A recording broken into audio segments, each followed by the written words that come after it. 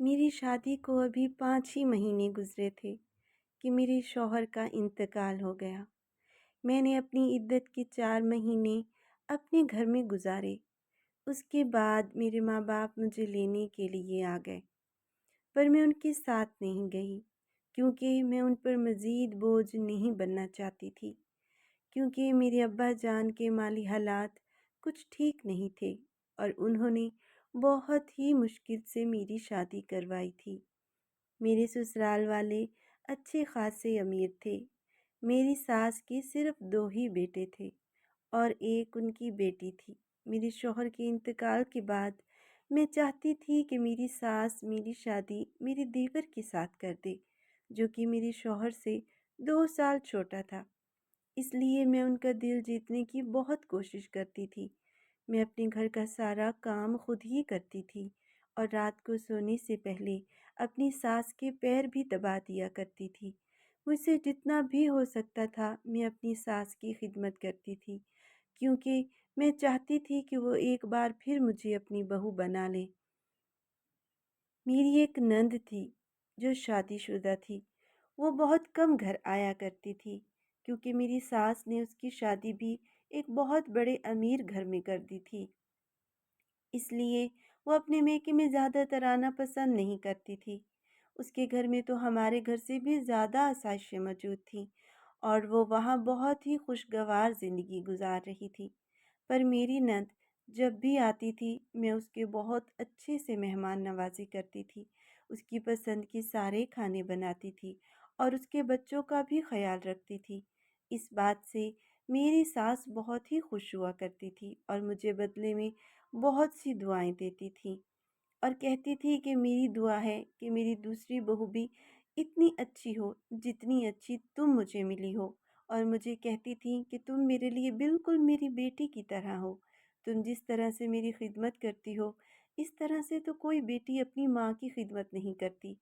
अपनी सास का किसी भी तरह दिल जीतना चाहती थी मैं, क्योंकि हमारे घर में सिर्फ मेरी सास की ही हुकूमत चलती थी। हर चीज़ उनके कहने पर ही होती थी। अगर कोई बात उनको बुरी लग जाती थी, तो फिर उस घर में उसका नाम भी कोई नहीं लेता था, क्योंकि मेरी सास बहुत ही सख्त मिजाज थी और हमारे घर में तो उनकी मर्ज़ी के बिना परिंदा भी अपना पर नहीं मार सकता था। मेरी सास मुझसे बहुत खुश थीं, इसलिए मुझे यकीन हो गया कि वो मेरे देवर का निकाह अब मेरे साथ ही कर देंगी। मेरा देवर, जो कि अमेरिका में डॉक्टरी कर रहा था, उसके वापस आने में अब सिर्फ 3 ही महीने रह गए थे और मैं दिल ही दिल में बहुत ज़्यादा खुश हो रही थी कि एक बार फिर ये घर मेरा हो जाएगा और मैं इस घर की मालकिन बन जाऊंगी। क्योंकि मैं अपनी पूरी ज़िंदगी गुर्बत में गुजार के आई थी और यहाँ आकर मुझे पता चला था कि ज़िंदगी की आसाइशें क्या होती हैं और अब मैं ये अपने हाथों से गंवाना नहीं चाहती थी। क्योंकि मेरा ससुराल बहुत ही ज़्यादा अमीर था। मेरे ससुर की ज़मीन थी जो उसे अपने बाप दादा से विरसा में मिली थी और ये लोग ख़ानदानी अमीर थे और मेरा देवर भी मुझे बहुत ही अच्छा लगता था। वो देखने में बहुत ही खूबसूरत था। मैं उससे शादी करके बिल्कुल अपनी सास की तरह उस घर पर अपना रोब दबदबा चाहती थी और मुझे इस बात का पता था ये तभी हो सकता है जब मेरा देवर मुझसे शादी करेगा, क्योंकि मेरी सास और मेरे ससुर अपने बेटे का कहना अच्छा खासा मानते थे और हर बात उससे मशवरा करते थे।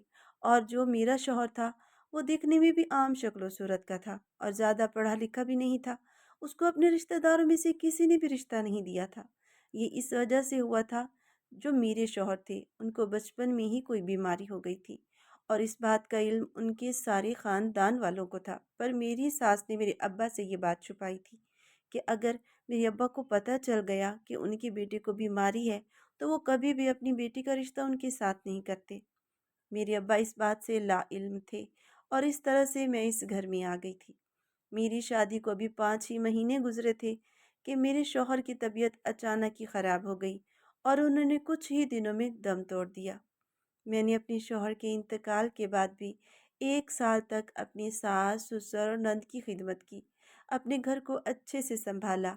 उस दिन मुझे बहुत ज़्यादा दुख हुआ जब मेरी सास ने कहा, मैं अपने छोटे बेटे के लिए अब लड़की ढूंढूंगी और उसकी अब शादी कर दूंगी। मैं दिल ही दिल में ये सोच रही थी कि मैं जो दिन रात इनके आगे नौकरानी बनी फिरती हूँ, मेरी तो सारी मेहनत पर पानी फिर जाएगा और मैं ऐसा हरगिज़ नहीं होने देना चाहती थी। एक दिन मैं और मेरी सास हमारे शहर की मशहूर दरगाह बीबी पाक दामन पर गए थे, क्योंकि हर जुमेरात को बीबी पाक दामन की दरगाह पर जाती थी। हम जैसे ही वहां पर पहुंचे तो वहां पर एक नौजवान लड़की भिखारन बनी बैठी थी, जो कि नॉर्मल न थी। उसे देखकर मेरी सास बहुत ही परेशान हो गई और उसके साथ जाकर बैठ गई। उसे पूछने लगी कि तुम नाबीना कैसे हो गई, यहाँ पर क्या कर रही हो।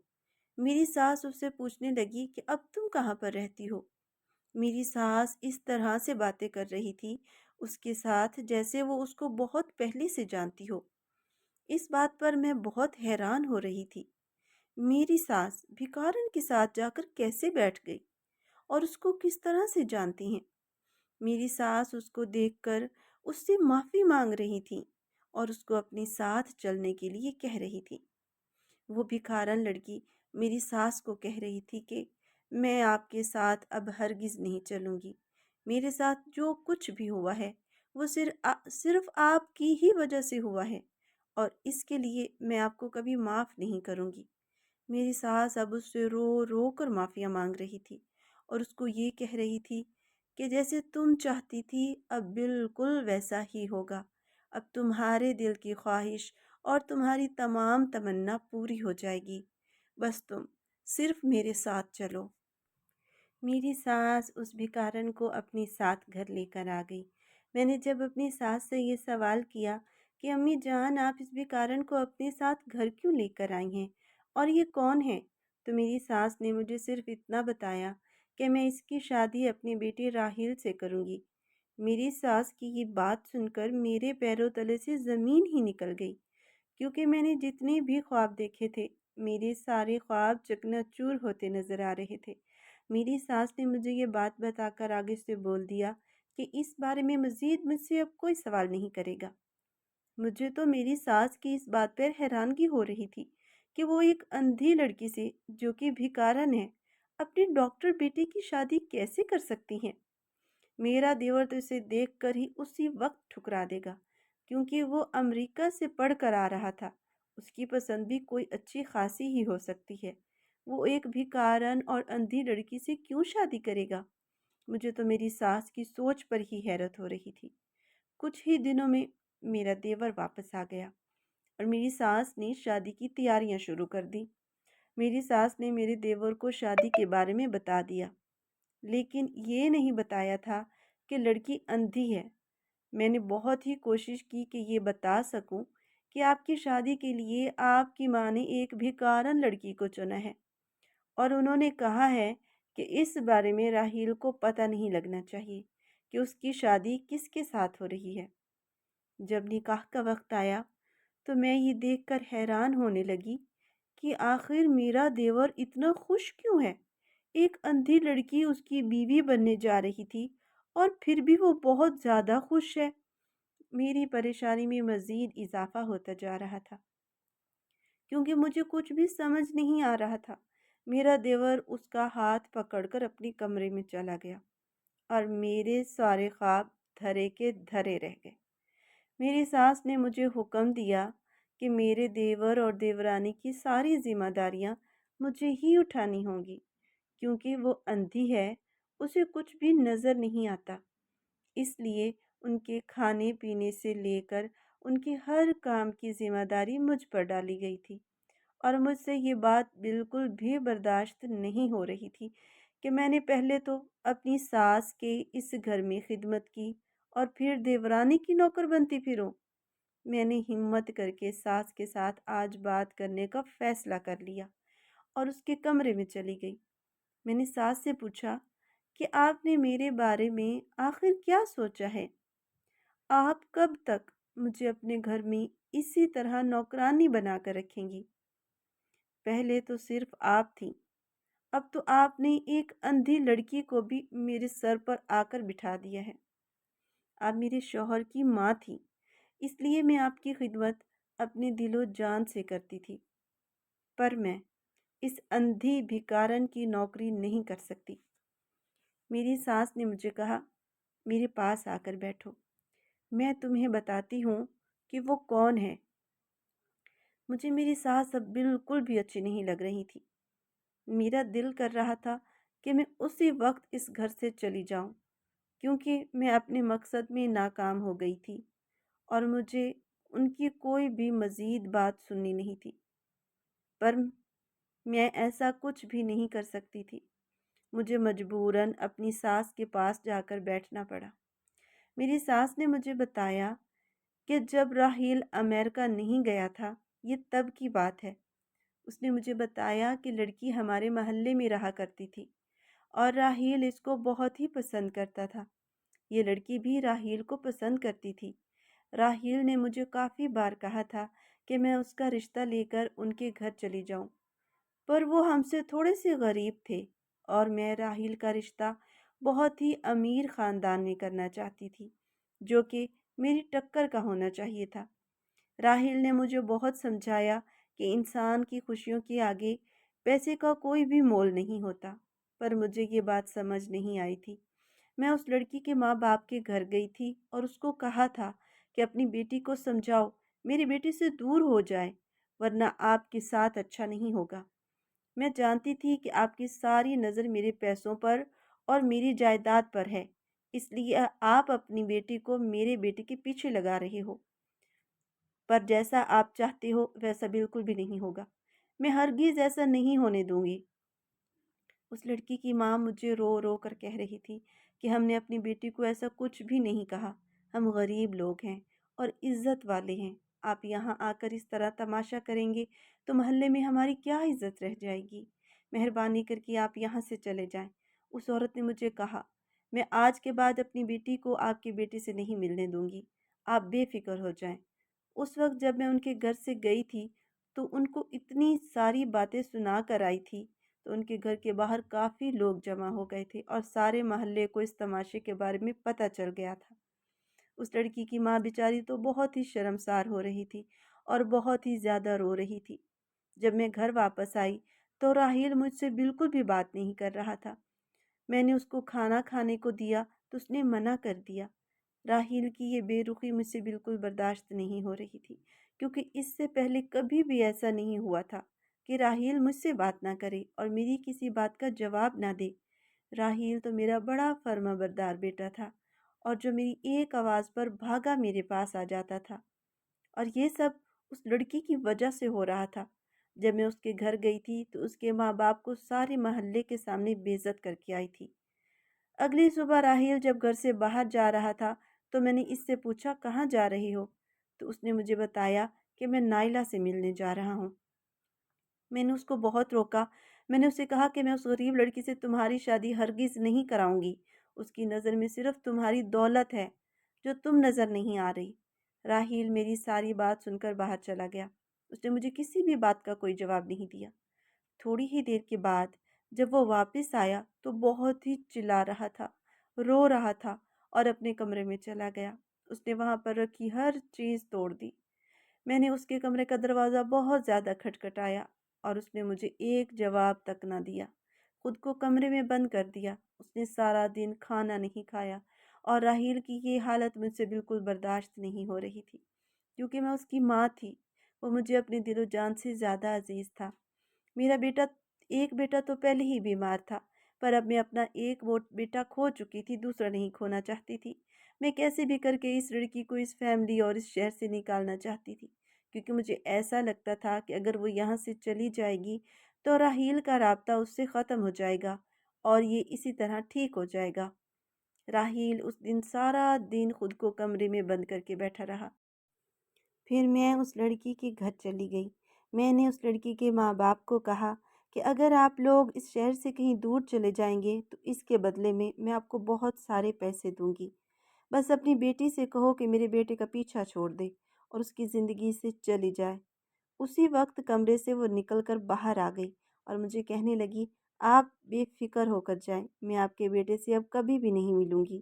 اس نے مجھے بتایا کہ آج بھی وہ اس سے ملنے آیا تھا، پر اس نے اس کو واپس بھیج دیا، اپنا رشتہ ہمیشہ کے لیے اس کے ساتھ ختم کر دیا ہے۔ نائلہ نے اس وقت مجھے بتایا کہ آپ کے پیسے ہمیں نہیں چاہیے، ہم تو پہلے ہی سوچ چکے ہیں کہ ہم یہ شہر آج رات ہی چھوڑ کر چلے جائیں گے۔ آپ سے بہت دور۔ آپ کی بہت مہربانی ہوگی۔ آپ اپنے بیٹے کو سمجھائیں کہ وہ ہمارا پیچھا نہ کرے۔ ہمیں سکون کی زندگی جینی تھی۔ آپ کا بیٹا ہی ہمارے پیچھے پڑا ہوا ہے۔ وہ تو ہمیشہ سے مجھے کہتا تھا کہ میں شادی کروں گا تو صرف تم سے ہی کروں گا، پر میں نے اس کو کہا تھا کہ میں کبھی بھی تم سے شادی نہیں کروں گی، کیونکہ مجھے پتہ ہے کہ آپ ایسا ہرگز نہیں ہونے دیں گی۔ مجھے آپ کو اپنی بیٹی کی خوشیوں سے زیادہ اپنے پیسوں کے زور پر جو بنائی ہوئی شان و شوکت ہے وہ عزیز ہے۔ آپ کے لیے اپنی بیٹی کی خوشیوں کو بھی ہماری نہیں رکھتی۔ نائلہ نے کہا کہ مجھے تو آپ کا بیٹا ہی ہمیشہ کہتا تھا کہ میں اپنی ماں کو سمجھا دوں گا۔ میری ماں کو سمجھانا میرے ذمہ ہے، اس کی فکر تم مت کرو، وہ میری ماں ہے، وہ میری خوشی کا خیال ضرور کریں گی۔ نائلہ نے مجھے اس وقت کہا کہ مجھے بہت افسوس ہے کہ راحیل اتنی بڑی غلط فہمی میں تھا کہ اس کی ماں کو اس کی خوشیاں عزیز ہیں، اور میں نے اس وقت نائلہ کو کہا کہ مجھے سمجھانے یا کچھ بھی بتانے کی تمہیں ضرورت نہیں ہے، جتنا ہو سکے جلدی شہر سے نکل جاؤ۔ ایسا کہہ کر میں جب گھر آئی تو راحیل کی حالت بہت ہی رو رو کر بگڑ گئی تھی۔ میں نے یہ سوچا تھا کہ یہ صرف کچھ ہی دنوں تک چلے گا، پھر کچھ دنوں کے بعد وہ نائلہ کو بھول جائے گا، پر ایسا کچھ بھی نہیں ہوا تھا۔ راحیل کی طبیعت دن بدن بگڑتی جا رہی تھی۔ اس نے کھانا پینا بالکل ہی بند کر دیا تھا۔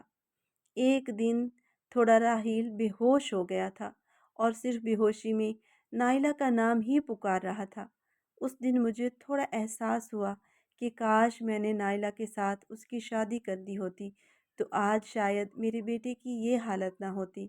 اس دن وہ مجھے رو رو کے کہہ رہا تھا، امی مجھے نائلہ کے پاس جانا ہے، خدا کے واسطے مجھے نائلہ سے ملوا دیں، ایک بار ملوا دیں، وہ مجھ سے ملنا نہیں چاہتی۔ راحیل نے مجھے کہا کہ وہ اس سے ملنے گیا تھا، اس نے اپنا ہر رشتہ اس کے ساتھ ختم کر دیا ہے اور اس سے ملنے سے انکار کر دیا ہے۔ راحیل کو کیا خبر تھی کہ میں نے اس کو اس شہر سے ہی نکال دیا ہے۔ یہ تو اس دن کی بات کر رہا تھا جس دن اس سے ملنے گیا تھا۔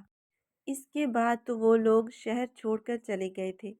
میں نے راحیل کو کہا، بیٹا تم ٹھیک ہو جاؤ، جیسے ہی تم ٹھیک ہو جاؤ گے میں تمہارا رشتہ لے کر اس لڑکی کے گھر چلی جاؤں گی۔ میں تم سے وعدہ کرتی ہوں کہ میں نائلہ کی شادی تمہارے ساتھ کراؤں گی۔ یہ خبر سننے کے بعد راحیل سنبھلنے لگا اور کچھ ہی دنوں میں وہ بالکل ٹھیک ہو گیا۔ جب ہم واپس گھر گئے تو راحیل پھر سے نائلہ سے ملنے گیا اور بہت ہی مایوس ہو کر گھر واپس آیا۔ راحیل نے مجھے آ کر بتایا کہ امی اب تو آپ راضی ہو گئی تھی نا، میری شادی نائلہ سے کروائیں گی، پر پتہ نہیں کیوں نائلہ اور اس کے گھر والے یہ شہر چھوڑ کر کہیں چلے گئے ہیں۔ ان کا تو نمبر بھی بند جا رہا ہے، میں اب اس کو کہاں ڈھونڈوں گا؟ پتہ نہیں وہ لوگ کہاں چلے گئے ہیں۔ اس محلے میں کافی لوگوں سے پوچھا پر کسی کو بھی پتہ نہیں ہے کہ وہ لوگ آخر کہاں چلے گئے۔ راحیل نے پورے 6 مہینے نائلہ کو تلاش کیا پر وہ اس کو کہیں بھی نہ ملی، تو آخر مایوس ہو کر راحیل اس بات کو قبول کرنے لگ گیا۔ راحیل نے یہ فیصلہ کیا کہ وہ ملک چھوڑ کر چلا جائے گا۔ راحیل کا یہ فیصلہ سن کر میں بہت ہی اداس ہو گئی۔ میں اپنے کیے پر بہت پچھتانے لگی تھی۔ میں نے آخر ایسا کیوں کیا؟ اس کی شادی نائلہ کے ساتھ کروا دیتی تو کم سے کم میرا بیٹا میری آنکھوں کے سامنے رہتا اور یہ ملک چھوڑ کر وہ کبھی بھی نہ جاتا۔ راحیل کو میں نے سمجھانے کی بہت کوشش کی، اس کو روکنے کی بہت کوشش کی، پر اس نے میری ایک بات بھی نہیں مانی۔ اس نے مجھے کہا کہ میں نائلہ کے بغیر بالکل بھی نہیں رہ سکتا۔ اس ملک میں رہ کر مجھے نائلہ کی یاد ضرور آئے گی۔ یہ ساری باتیں بتا کر راحیل بہت ہی زیادہ رویا اور مجھے اپنے کیے پر بہت ہی پچھتاوا ہوا۔ میں نے اپنی ضد میں آ کر اپنی بیٹی کی خوشیاں برباد کر دی تھیں۔ اگر میں شادی نائلہ سے کروا دیتی تو میرا بیٹا آج خوش ہوتا اور میری آنکھوں کے سامنے ہوتا۔ اس کے بعد راحیل امریکہ چلا گیا اور میں نے نائلہ کی تلاش جاری رکھی۔ میں نے نائلہ کے سارے رشتہ داروں کو بھی کہہ دیا تھا کہ آپ لوگوں کو کبھی بھی نائلہ یا اس کے گھر والوں کا کچھ بھی پتہ چلے تو مجھے ضرور بتا دیجیے گا۔ پر عجیب بات ہے کہ کسی کو بھی ان کے بارے میں کچھ پتہ نہیں تھا۔ آخر وہ لوگ گئے کہاں؟ اس کے بعد ہر جمعرات کو بی بی پاک دامن کے دربار پر جاتی تھی میں، اور دعا کرتی تھی کہ میرے بیٹے کی خوشیاں مجھے واپس کر دیں اور اس کو نائلہ کے ساتھ ملوا دیں۔ میری دعائیں قبول ہو گئیں اور مجھے نائلہ بی بی پاک دامن کے دربار پر ہی مل گئی۔ میں نے جب اس کو وہاں پر دیکھا تو میں بہت ہی خوش ہو گئی۔ میں اس کو لے کر اپنے گھر آ گئی۔ نائلہ نے مجھے بتایا کہ جس رات وہ لوگ شہر چھوڑ کر جا رہے تھے، اسی رات ان کا بہت ہی برا ایکسیڈنٹ ہو گیا تھا، اور اس ایکسیڈنٹ پر اس کے ماں باپ دونوں کی موت ہو گئی۔ اور نائلہ یہ بات سن کر بہت رونے لگ گئی، کیونکہ اس کے ساتھ یہ سب کچھ میری ہی وجہ سے تو ہوا تھا۔ نہ میں اسے شہر چھوڑ کر جانے کا کہتی، اور نہ ہی اتنا بڑا حادثہ ان کے ساتھ پیش آتا۔ میں نے فیصلہ کیا کہ کچھ ہی دنوں کے بعد نائلہ کی شادی راحیل کے ساتھ کرا دوں گی۔ راحیل جیسے ہی واپس آیا تو وہ نائلہ کو دیکھ کر بہت ہی خوش ہو گیا۔ راحیل کی خوشی کو دیکھ کر میں بے فکر ہو گئی، کیونکہ مجھے ایک پل بھی اپنی زندگی میں سکون نہیں ہوتا تھا۔ میرے پاس بہت زیادہ پیسہ تھا، میرے پاس زندگی کی ہر آسائش موجود تھی، الحمدللہ۔ پر اس خوشی میں میرے ان سب چیزوں سے زیادہ تھی میری ساس یہ ساری باتیں مجھے بتا رہی تھی اور بہت زیادہ رو رہی تھی۔ وہ مجھے کہہ رہی تھی کہ میری بیٹی، مجھے پتہ ہے کہ تمہارے دل میں کیا تھا اور تم کیا چاہتی تھی، اور میں مجبور تھی، میں ویسا کبھی بھی نہیں کر سکتی تھی جیسا تم چاہتی تھی۔ تم میری بیٹی ہو، جو تم نے جس طرح سے میری خدمت کی ہے اس کا اجر تمہیں اللہ پاک ہی دے گا۔ تم جیسا چاہو گی اب میں ویسا ہی کروں گی۔ اگر تم شادی کرنا چاہتی ہو تو مجھے بتا دو، میں تمہارے لیے اچھے سے اچھا رشتہ دیکھ کر تمہاری شادی کسی اچھے اور امیر خاندان میں کر دوں گی۔ پر راحیل کی خوشی صرف نائلہ کے ساتھ تھی، وہ تمہارے ساتھ کبھی بھی خوشگوار زندگی نہیں گزار سکتا تھا۔ میری ساس اس رات مجھے کہا، میرے پاس جتنی بھی دولت ہے میں اپنی ساری دولت کے 2 حصے کر دوں گی، جس میں سے ایک حصہ تمہارا اور ایک راحیل کا ہوگا۔ اگر پھر بھی تم اپنی زندگی کا کوئی فیصلہ لینا چاہتی ہو تو جو تمہیں پسند ہو، تمہارا پورا حق ہے، تم جو کہو گی میں ویسے ہی کروں گی۔ اپنی ساس کی ساری بات سن کر مجھے اس وقت احساس ہوا کہ میں جو کچھ بھی سوچ رہی تھی وہ بہت ہی غلط سوچ رہی تھی۔ میرے دل میں بھی دولت کی لالچ کتنی بڑھ گئی تھی۔ مجھے اپنے گھر والوں کا پیار بھی نظر نہیں آ رہا تھا۔ اپنی بیٹی کی موت کے بعد مجھے اپنے میکے بھیج سکتے تھے یہ لوگ، پر ان لوگوں نے میرے ساتھ ایسا کچھ بھی نہیں کیا، اور میری ساس نے مجھے اپنی بیٹی بنا کر مجھے اپنے پاس ہی رکھ لیا تھا۔ میں نے اس وقت اپنی ساس کو کہہ دیا تھا کہ نہیں امی جان، میں اپنی پوری زندگی آپ کے ساتھ ہی گزاروں گی۔ اس گھر میں جتنی خوشی مجھے ملی ہے میں نے تو کبھی سوچا بھی نہیں تھا میری زندگی میں کبھی اتنی خوشیاں، اتنا سکھ مجھے ملے گا۔ آپ نے جتنا مجھے دیا ہے میرے لیے تو یہ ہی بہت زیادہ ہے، مجھے مزید اب کسی چیز کی خواہش نہیں ہے۔ میری ساس نے اس وقت مجھے گلے لگایا اور مجھے کہا، تم میری بیٹی ہو اور ہمیشہ میری ہی رہو گی۔ اس بات سے مجھے بہت ہی زیادہ خوشی ملی تھی۔